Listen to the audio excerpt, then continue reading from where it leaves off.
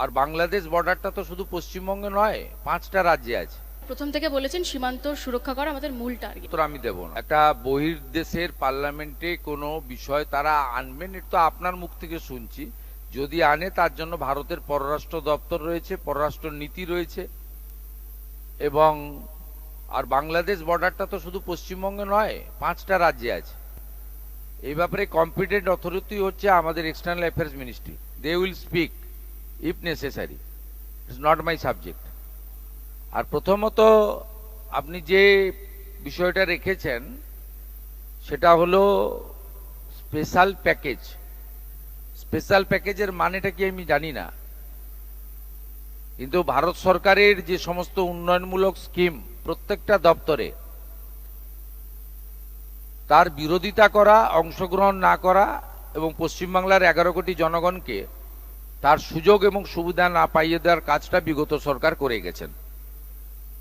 আর আপনি যদি বলেন জনকল্যাণে মাননীয় প্রধানমন্ত্রী যুক্তরাষ্ট্রীয় কাঠামোতে তার ভূমিকা কি ছিল, তাহলে ইউপিএ 1 এবং ইউপিএ 2, যে ইউপিএ 2তে মাননীয় প্রাক্তন মুখ্যমন্ত্রী তিনি নিজেও 3 বছর মন্ত্রী ছিলেন, তার দল সেখানে যুক্ত ছিল।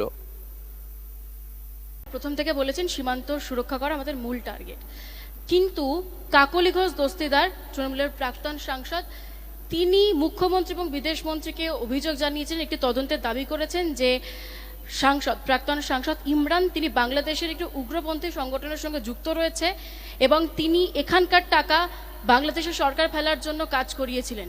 এই ধরনের অবৈধ কাজকর্ম পশ্চিমবঙ্গের মাটিতে যে হয় আমরা জানি, আমি বহুবার বিরোধী দলনেতা হিসেবে এগুলো বলেছি, কিন্তু কোনো পার্টিকুলার ব্যক্তির সম্পর্কে তথ্য ছাড়া রাজ্যের পুলিশ মন্ত্রী হিসেবে আমার বলাটা একটু মানে অতিরিক্ত, একটু অতিশয়োক্ত হয়ে যেতে পারে।